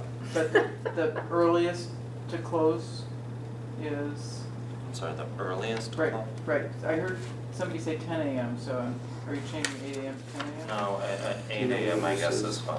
Yeah, I think 8 AM. Yeah. So And you 8 want it hours? to dusk, not 10 p.m., is that the deal? Yeah, 8 AM till dusk, that's good. Yeah, till dusk. I don't like 10 PM, I think that's Okay. too late. What do you all think? 10 PM, isn't that too late? Well, dusk is 9 o'clock now, this time of year. Dusk is good. Dusk is good. And you want 8 hours? cleanup by 10 p.m. is fine though? Mhm. Yeah, that's good. Sure. Or do you want an hour No, after it's closing time over, or it's something like over. that? I You mean, want an hour after we don't closing have time? Whatever.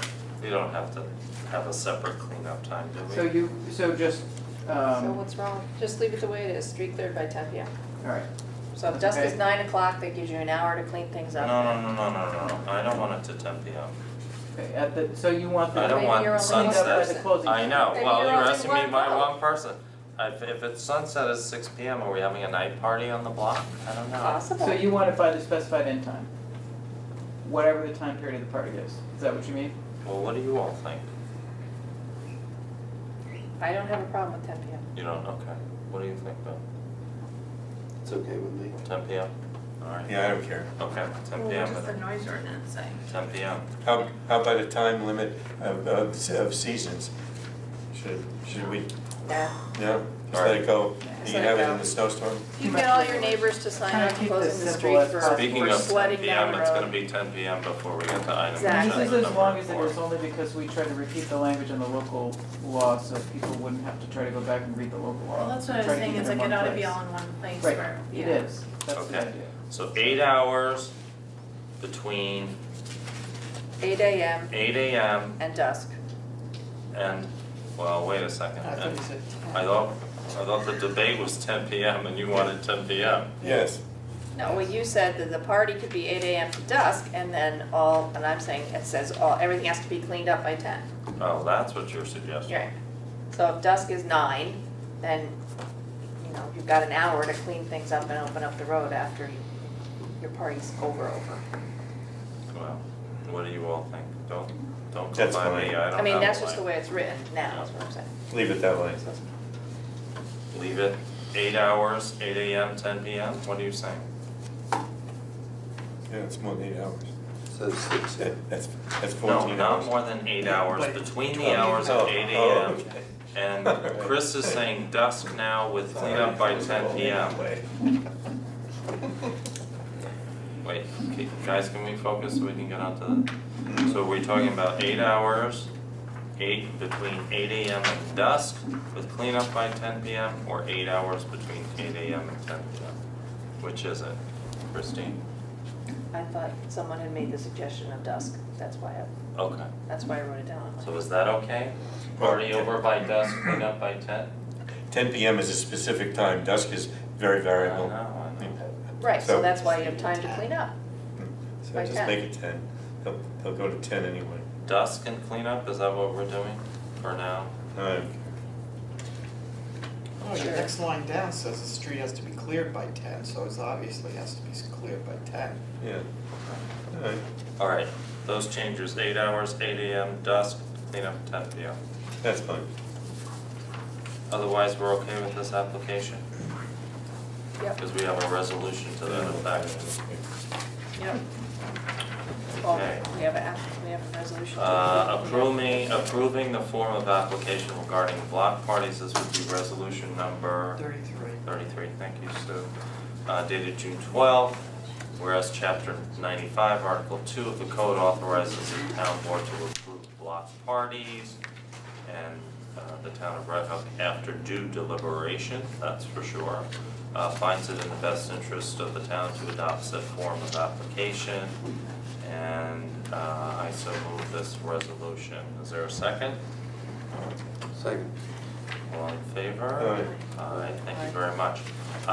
So we have this request, and if you would give it some thought, we have basically most of the information that we need.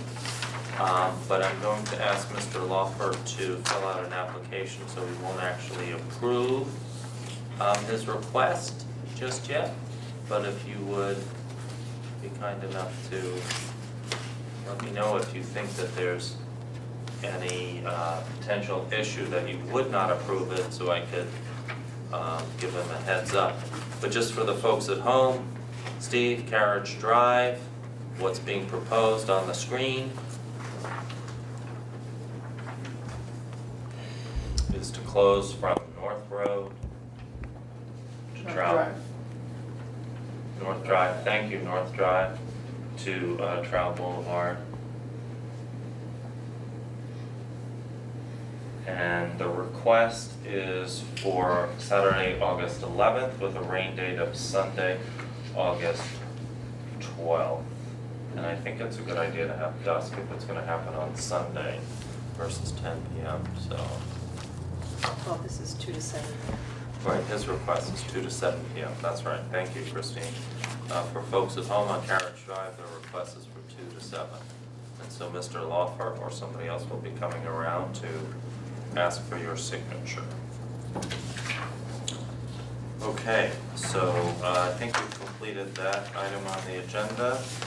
Can we move to agenda item 4? As you know from the correspondence we received prior to the last meeting, DOT has formally approved our request, what we'll call a joint partnership for a trial program, a 2-year program to have consistent speed limit on a very lengthy tangent of 9G as per a recommendation by the Upper Route 9 Advisory Group made up of officials from the state, the county, the town, community members, and so on and so forth. As part of the agreement, they want us to undertake an education campaign with our community and to provide enforcement. They believe that these speed reductions, of which we've asked for a bunch, by the way, that they want to grant them only when it's accompanied by support from the municipality. And so I just attached for your viewing just some examples of what a PACE car program is. Essentially, folks from the community pledge to drive at the speed limit. They get a sticker. It becomes sort of an awareness campaign that helps bring this issue to the forefront. And so we have funding for the enforcement, we have funding for the speed limit feedback sign that they want as a part of this agreement, and we just need to really do the educational components of it. So I'm wondering, did you have any questions? Are you okay with all this? Not with the pace car, Not with the PACE car, you're not? no. I think we're gonna sign up to be a pace car. that'll be the day. Okay, but PACE car is not the PACE car you're thinking about perhaps, Harry. Well, this thing, What? Okay. You're not okay with that? no. People No, pledging? I think Pledging to go speed we're limit? asking for trouble if we do that. If we do that, Yeah. to do a campaign to ask people to drive the speed limit? How are we in trouble? Well, no, that's all right, Okay. but having people drive around at exactly the speed limit with a sign in the car, that's, Well, it's just a sticker that goes on the car, Harry. Says, does the pace car provoke road rage? No. Many people who sign up for the pace car You mean a program bet? have already been acting as unofficial pace cars. The pace car sticker credentials your car, explaining to following motorists that there's a reason for your courtesy and safe driving speed.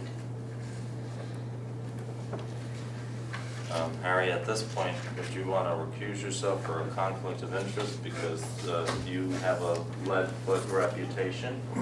Or, Actually, I finally outlasted that. You did? I do not, but I just think it's, we might generate some unwanted hostility with that kind of thing. asking people to drive the speed limit? I just have a question. Yeah. I don't have a problem On, asking, but on but page having 2. cars driving around. On page 2 where it says the 2-year pilot period will begin, da-da-da. Upon completion of the pilot period, if the study shows an 85th percentile speed exceeding 47 miles per hour and/or accident analysis indicates an increase in crashes, then they'll go back to 55 miles per hour. That's correct. So, obviously, the crash analysis, hopefully there won't be any, but that's recorded. Is the study of the speed, like the movable signs, is that recording how many are going past at a higher speed? How are they gonna do that? Yes, they have the capability of doing that with their tubes. You know, So those tubes. periodically, they'll put them across the road? No, I Because it think at doesn't the say that. conclusion of the period, after the 2 years, that they will study to see whether or not drivers' behaviors have changed to the point where 45, that we have been able to reduce the large majority of drivers to drive the speed limit, that the reduction in the speed limit itself and the enforcement and the education is having the desired impacts. We will have a machine that will tell us, and we already have, we've used the one from the village of Rhinebeck, which generates reports on the roads that we've had. This feedback machine that tells us all the drivers, what they're going, and so on and so forth, the times and so on Okay. and so forth. I just think the time that they do that study will be critical, Yes, the time of year. the time of They do year. that study will be critical. Yeah, we'll ask them to do it when there's 3 feet of snow on the map. Yeah, no, I know, it's important. We Oh, don't actually sorry. have a choice about the Pace Car program, despite Gary's, it looks like. We according to don't, this we letter. don't, it's a part of the agreement that they do these trials when they know that the local community is committed enough to educate folks and ask folks to join in. You know, I mean, we can't put signs up if our community doesn't want, and we know that our community has been asking us in many places throughout town to lower the speed limits because they feel they or their property or their children or their other loved ones are at risk. And is there direction on how many pace cars we need to have for them to say it's adequate? No, no. I think we can accomplish this. I think it just says we have to offer a program and people have to volunteer. So if it's all right with you, I would move resolution number 34, is that right? Correct. Okay, it's a resolution supporting the New York State Department of Transportation speed limit pilot for Route 9G from Peachtree Court to Kelly Road. That's the section that wasn't at 45 miles per hour. And, So moved. oh, okay. So how will we, We just need to correct the spelling of Kelly. Yes, I That's all. noticed that. There's a knee that doesn't belong. Yep. Yeah. so is the Pace Car program something we just adopt wholesale? Or do we have to come up with our own flyers? Who's gonna administer it? I think we have to do it, so have to order we'll the have to, stickers. right. So we'll have to solicit It's some got to be one of those. volunteers. Yeah, I mean, It's got to be that. I think we might wanna, And we have to have a sticker that people can put in their car. yeah, Maybe a map. maybe there's a hook in there somewhere, right? Maybe, yeah. And we should go to the parking lot at the bar and put them on the Is little that cars. seconded, Stu? No, would you like to? I Yeah. seconded No, it. Christine Oh, you did. did? I'm so Yes. sorry. It's seconded. I I'm thought- so I thought you sorry. were the So one- Robert moved He it. did. I moved it, Christine seconded, and is there further discussion? If not, all in favor? Aye. Thank you all very much. Another item for discussion now that we've passed our law that includes a food truck. I've given you for consideration, we have to develop the application and we have to develop fees. And so I've given you a couple of examples, there are many more, you may want to look into it yourself. But items that we would want to have on the application, to address the requirements of the law and also consider the fees associated with it. And if you take a look at some of these communities, they have, you know, both categories, which is the daily fee, $25, $30 kind of a thing, or the yearly, which sometimes they do on a monthly rate. I've seen everything from, you know, for those seasonal or year-round ones that can go into the thousands of dollars. That generally tends to be in the cities where they're not only paying for the permit to operate, the application to be reviewed, but in many cases for the parking that's associated with it, because a lot of times those food trucks are tying up a meter. And so they get a sticker where they can park in a metered area in order to operate their food vending machine. So I don't really necessarily expect that you all have some thoughts on this tonight, but would ask you to please dedicate some time between now and the next meeting so these applications can be, application form can be approved. Send any suggestions to my office and to the attorney as well. And interested in your thoughts about fees. Obviously, the seasonal ones will need to be visiting on a regular basis to make sure that they're in compliance with the ordinance. And so I would imagine those fees are going to be, substantial in nature because our building department will have to make periodic inspection. Okay, well, that was good. Shall we move on to number 6, which is actually no action to be taken on number 6, it's reorg. We have a couple of resignations, Hildegard Edling from the cemetery committee, that didn't take long. But she did, we have to thank her, she did put in how many years with the cemetery association? Yeah, she certainly did, and she was very helpful in the transition process. Absolutely. She, spent a lot of time gathering data and trying to make sure that that went well, so. Yes, and the reason she's resigning is because she's volunteering for something else. Yes. And so we want to thank her for all her years. Another resignation from the Senior Services Committee, Vicki Perry, scheduling conflicts. We really could use some volunteers for our Senior Services Committee, so if you are interested in that, it's a really great group of folks. I would encourage you to send in an email, a letter of interest to our town clerk, Sue McCann, smccann, MCCANN, @redhook.org. No reorg appointments for tonight. I hope our planning board chair is meeting with an individual or two, and hopefully we'll have someone to consider to appoint to the planning board, because I know we've got 2 vacancies there at our next meeting. Correspondence. Father Fred wanted us to appoint Fred. Remember we already talked about that? Yeah, we talked about that at the last meeting, and we decided we were going to wait till. Wait till this other woman. Yeah, till. Well, I had told Linda that a while. Yeah, okay. All right, well, we'll just remind folks that it's available. Correspondence, DOT, speaking of DOT, is letting us know there's $100 million in funding through the Transportation Alternatives Program and CMAQ, which is Congestion Mitigation and Air Quality Improvement Program. And as you recall, I think it was 2 years ago, we set an application out on Route 199 West, right? We put a lot of effort into that. We thought it was brilliant, and we didn't get the money. They said nice things, but we didn't get the money.